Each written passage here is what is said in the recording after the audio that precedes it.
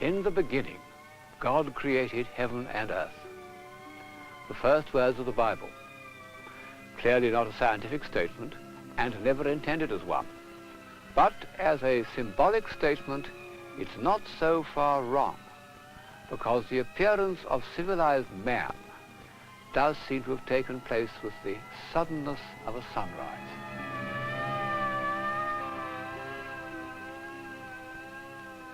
The evolution of this figure, whom we know from skulls, with low forehead and crunching jaws, who came out of his cave to hunt and eat, into this man living in a shining hall with geometrical proportions and recording the passage of time in beautiful hieroglyphics.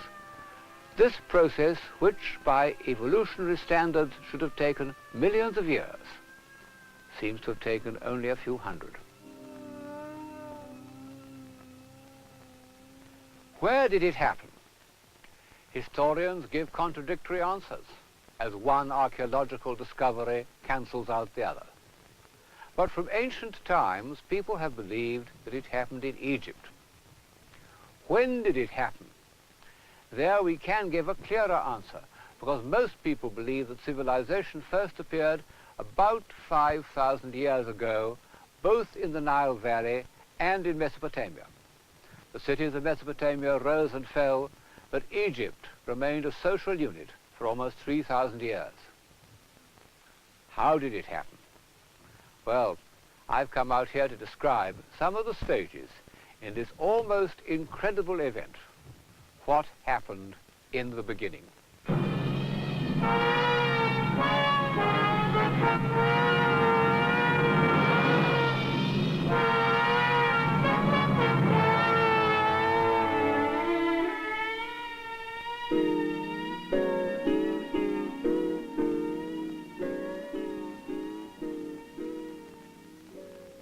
We find the answer in the earliest Egyptian art.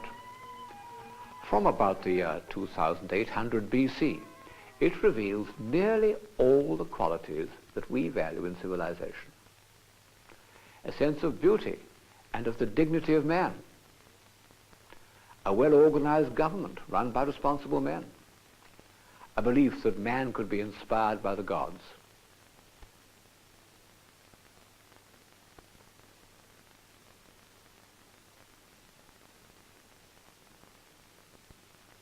An awareness of nature as something very close to ourselves, which could be beautiful as well as useful. A sense of clarity and order. Geometry and its application to design in sculpture and architecture.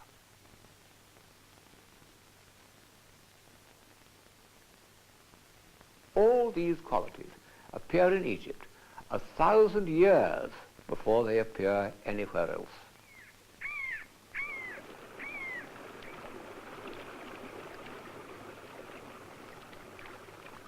What made possible this miraculous development? Well, for once the answer is simple. The river Nile. The country has virtually no rainfall.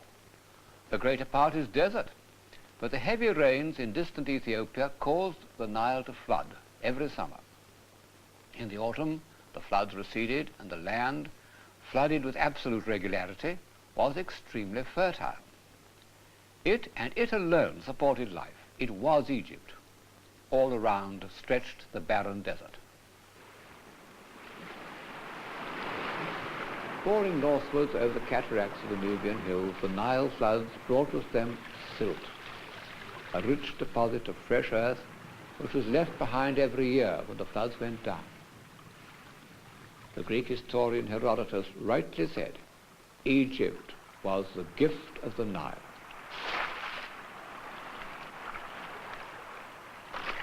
Very early, the Egyptians learned how to profit from this unique situation. They lived mainly on the desert shelf and came down to collect water. They built canals, dug wells, constructed water wheels, cultivated and herded.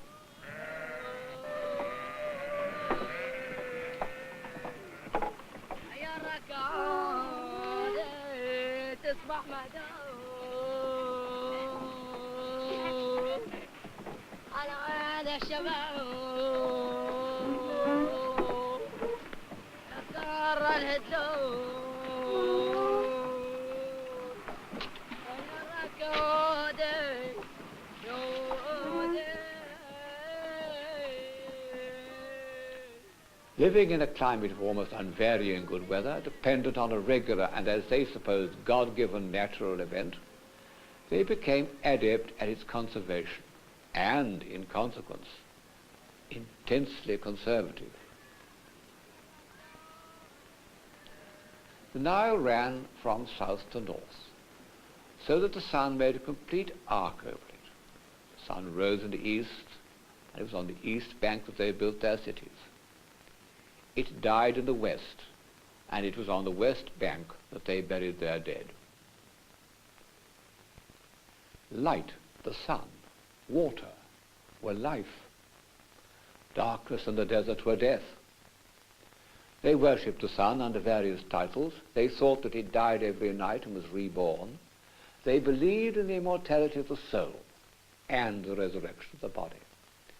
They believed that good deeds would be rewarded in afterlife. What a leap forward of the human mind from the days of voodoo and human sacrifice. Politically, the crucial step was taken in about 3000 BC. The separate Stone Age communities along the Nile were welded together by a warlike king. Now the narrow strip of Upper Egypt and the wider fertile belt of Lower Egypt, the Delta, would work together. The benefits were immediate. The king who achieved this is thought to have been called Narmer. Here he is on a pallet, a sort of plate for offerings to the gods. Below him, the uniting of the two kingdoms of Upper and Lower Egypt, the cooperation on which all the future prosperity of Egypt depended, is symbolized by the intersecting necks of these two monsters.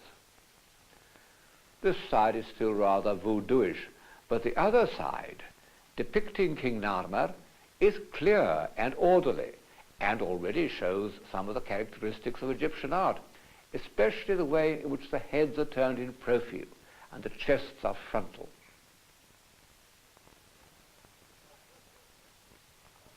"1,500 years later, the Egyptians were still commemorating the unification of Upper and Lower Egypt, even as far south as Abu Simbel.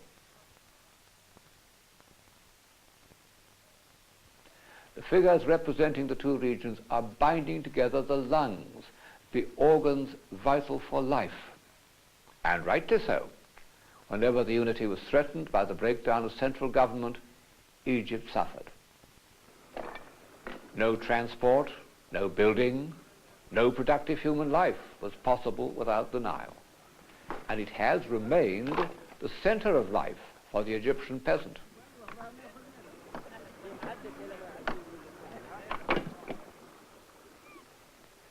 Insofar as civilization is the triumph of stability over vicissitude, of order over chaos, and of confidence in renewal, the Nile was the perfect setting for its birth.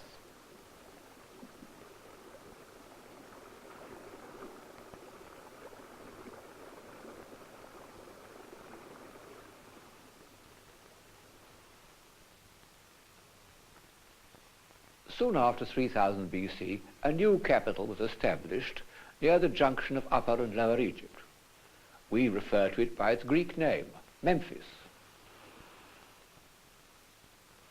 Well, Memphis was repeatedly sacked and destroyed.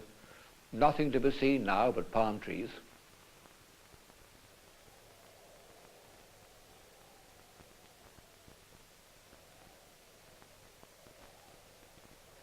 But a few miles away, on the first shelf of the desert, a king named Zoser built a royal retreat, half temple, half a place for peaceful rites and pleasure.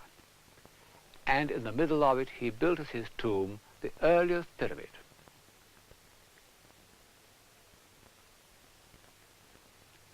This is Saqqara, to my mind, one of the sacred places of the world, the real birthplace of civilization. First thing that strikes one about Saqqara is its lightness and clarity. It's built of an exquisite creamy golden limestone. It's the earliest stone building in the world. The cutting is of such perfection, never equaled in Greece or Rome. And the strange thing is that it's an imitation in stone of wooden architecture, even down to imitating in stone the ends of wooden beams. They wanted to make something permanent. This is the entrance, but the whole area of the sacred enclosure is surrounded by a wall in the same style, made of the same beautifully dressed and fitted stone. The love of perfection could not go further. Of course, there have been restorations, and to see what the original building was like, one must look at some sarcophagi of the same date, which reproduce ideal architecture. What a refined, sophisticated style, very far from our idea of what ruins or primitive architecture should be, very far from Stonehenge, which was built considerably later. One can say that this row of pillars through which I'm walking is based on clusters of stems, but at the other end of the courtyard they turn into fluted columns, Doric columns, 2,000 years earlier than the Parthenon, except that they haven't disengaged themselves from the wall. Even the details that anticipate what we think of as an Egyptian style have a refinement that we might call classical.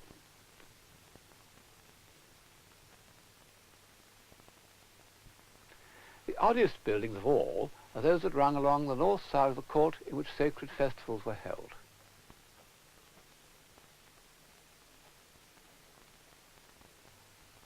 What can they have been for? Were they little chapels? They're difficult to enter, and when one gets inside, there's a blank wall.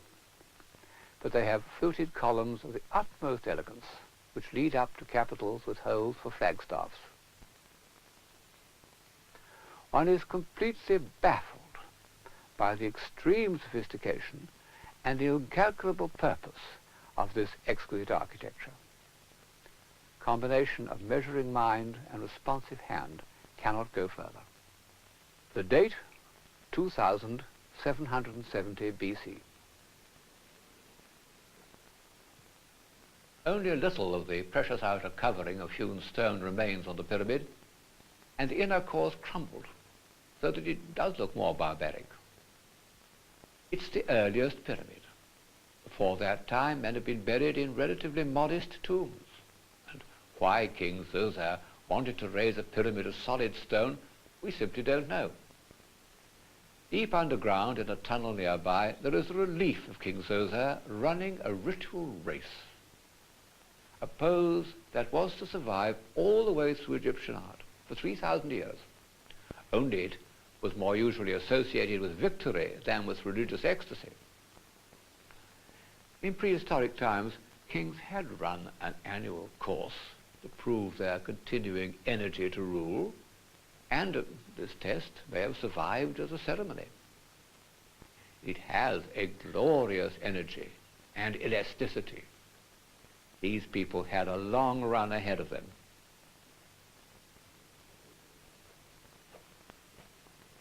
Zoser's body must have been in the tomb, which has been robbed, like every other royal tomb but one, but his likeness has come down to us in this little stone box.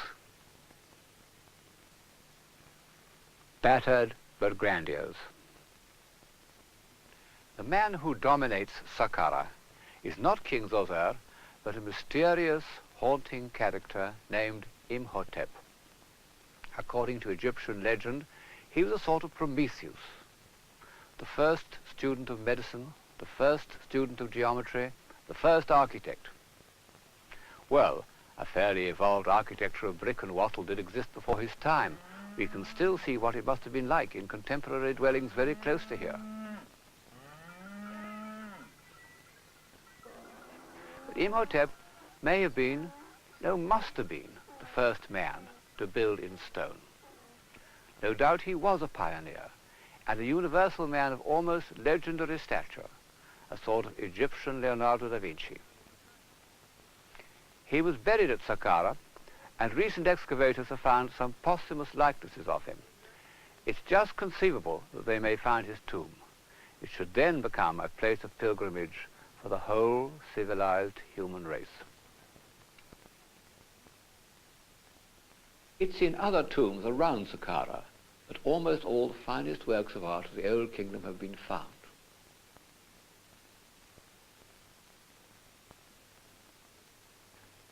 These tombs were built to commemorate noblemen who were usually shown as a statue in a false entrance inside. And on the surrounding walls are scenes depicting human activity in a way that we hardly find again to the 15th century books of ours, or even Bruegel. As in a medieval calendar of the months, we can follow the seasons of the farmer's year. Asses tread in the seed. That's the standard method of sowing in the rich damp soil of the delta. Harvesting. The scythes would have been stone blades. We're still in the Stone Age.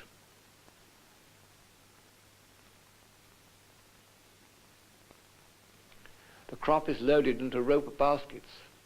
The Nile had made Egypt the greatest wheat-producing country of the ancient world.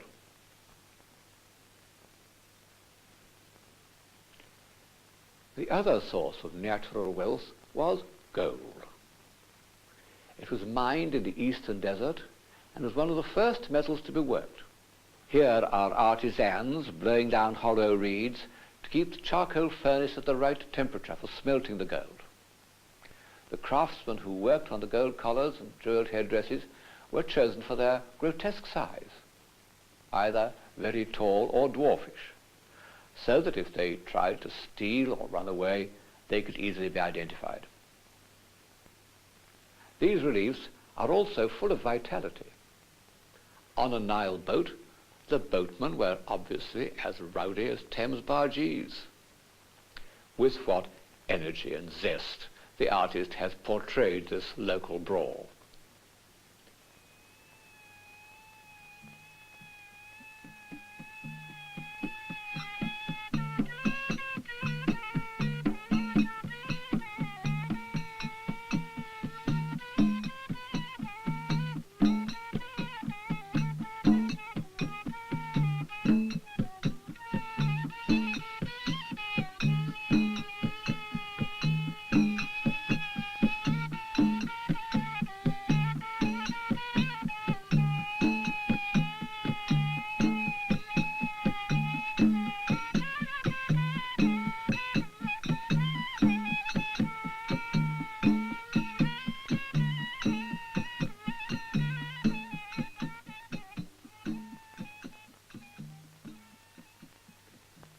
In addition to their extraordinary record of human activity, these tombs also show us something very important about the early Egyptians, their love of animals and of nature generally.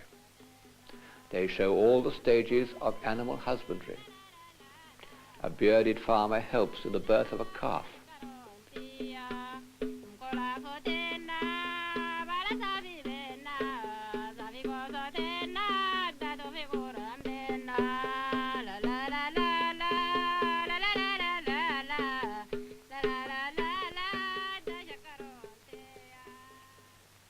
Cattle are driven across the river, while the herders keep an anxious lookout for lurking crocodiles.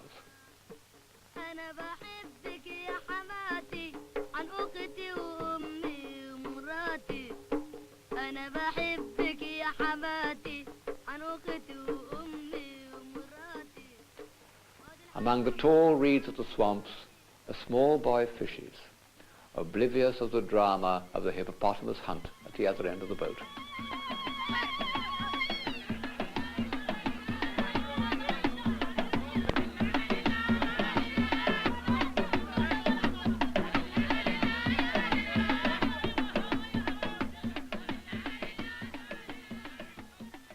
The Greek historian Herodotus, when he visited Egypt long after its days of imperial greatness, in fact in about the year 450 BC, was amazed at the Egyptian feeling for animals.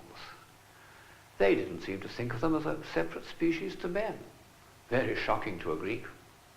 And he tells how, when a house is on fire, the first thing the Egyptians do is to save the cats. They hand them from one person to another while the house burns down. In all this there may be some element of totemism, but totemism alone doesn't account for their amazing curiosity about different kinds of birds and fishes. There are said to be 18 kinds of bird and 15 kinds of fishes represented in the tomb of T. Nor does it explain the delicate sympathy with which every species is observed. From these reliefs, we know more about life in ancient Egypt than we do about any other early society, because the Egyptians were, from the first, a profoundly visual people.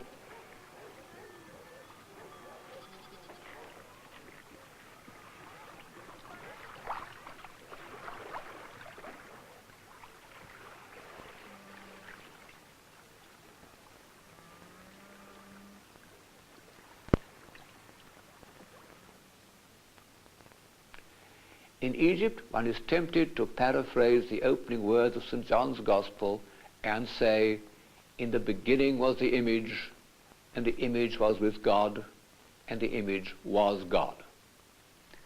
Even their writing consisted in a series of visual experiences, pictograms that turned into letters, consonants only, there were no vowels. These beautiful little images must be the most uneconomical form of writing ever invented, even more so than the Chinese ideogram, and sooner or later they were superseded by two simpler forms of script.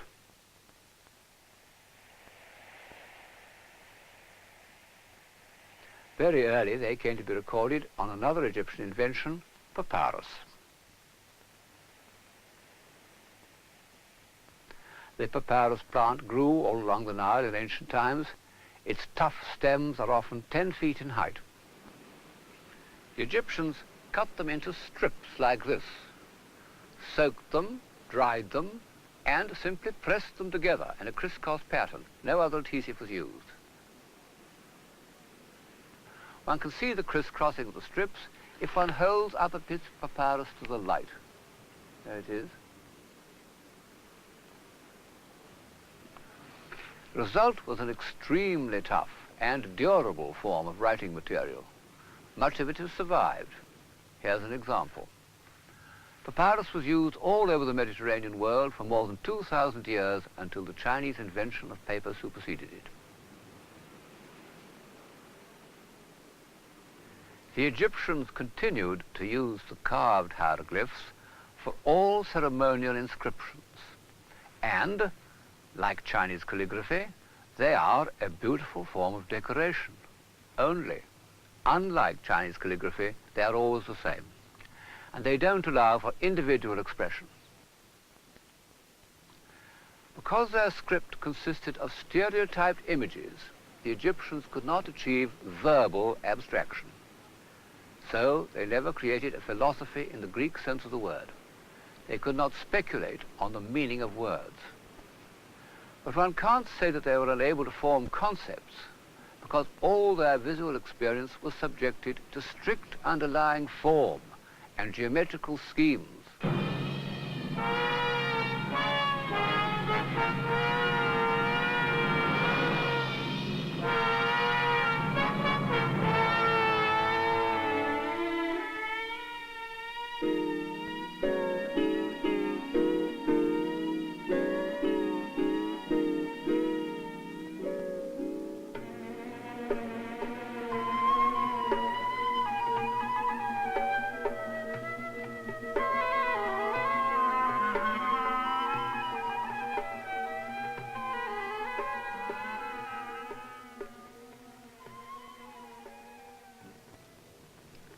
The pyramids. They've got Egypt a bad name. You remember pictures in the Children's Encyclopedia of hundreds of slaves pulling huge blocks under the lash of a brazier. It is possibly true, as Herodotus counts, that the Great Pyramid demanded the labor of 100,000 men for 20 years. But the blocks floated up to the site during the flooding of the Nile, and these men were not slaves or prisoners. We even know what they were paid. The whole exercise may well have been undertaken in an almost devotional spirit, like building a great medieval cathedral, a monument to their god-king. According to Partl, some of the masonry is so fine that blocks weighing many tons are set together with seams showing a joint 1/1000th of an inch, equal to opticians' work of the present day. but on a scale of acres instead of inches of material. The blocks were cut by bronze saws with diamond edges, and the Great Pyramid consists of 2,300,000 blocks. Napoleon, when he saw it, calculated that with the stones of the 3 pyramids, he could build a wall 10 feet high and a foot wide all round France. For nearly 4,000 years, until the 19th century, the Great Pyramid was the tallest building in the world. Well, in the end it does seem somewhat unimaginative to devote so much labor to mere size. They look like brutal assertions of power until one sees them. Then one realizes that these vast exhibitions of solid geometry were perhaps the only things that could hold their own at the junction of cultivated Egypt and the annihilating desert that stretches interminably to the west. I don't suppose that its builder, Khafor, commonly known as Cheops, thought of it in that light. He thought of it partly as an assertion of power, and partly as a safe resting place for his body, which unfortunately it was not, because Egyptian tomb robbers had more time and quite as much expertise as modern safe breakers. And he also thought of it, as did his subjects, as an indestructible assertion of faith. And this it has proved to be. The pyramids, which the poet Blake thought of as the essence of materialism, are in their way religious buildings. Religious also is that other familiar image that crouches in front of them, the Sphinx. For centuries it was hidden under the sand. It isn't even mentioned by the Greek historian Herodotus. When it was discovered by Napoleon's expedition, it was restored, and the nose fell off. The nose is in the British Museum.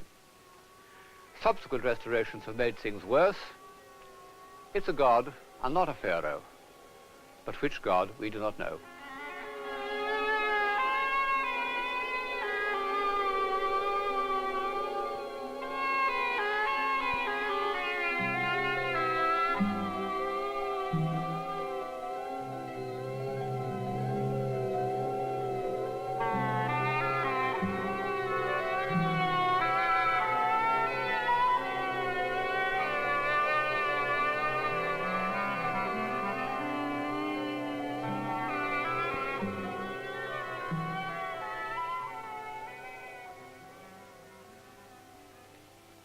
The sculpture of 2500 BC shows the same confidence and energy that went to build the pyramids.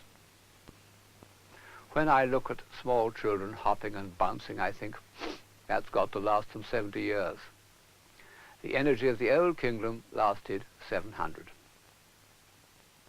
In this group, the pharaoh Mykerinus is accompanied by 2 female figures, a goddess named Hathor and the embodiment of a province called a nome, who was important because the administration of Egypt depended very much on regional government. In fact, regional autonomy was the cause of the growth of the old kingdom. Another group by the same sculptor shows Mykerinus and his wife.